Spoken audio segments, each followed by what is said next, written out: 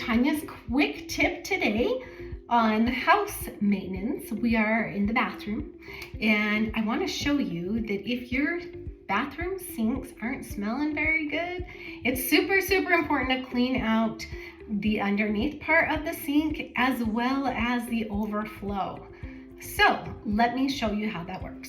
The overflow is this little area right here, and you off and on really should spray some cleaner down there to keep it smelling good. Now, if it still does not smell good, we're gonna look at the drain under the sink. If your sink is still smelling bad after you clean the little overflow and spray some bleach cleaner, kind of like that, Clorox bleach cleaner down it, then you need to come in under the sink, and you can first turn the water off if you feel necessary, but you just need to undo the goosenecks right through here. And a lot of times there will get buildup, whether it's hair or whatever in there. And if you'll just unscrew those two little parts and take it off and then clean it out, your drain will smell good as new. So that's the quick tip of cleaning your bathroom sinks.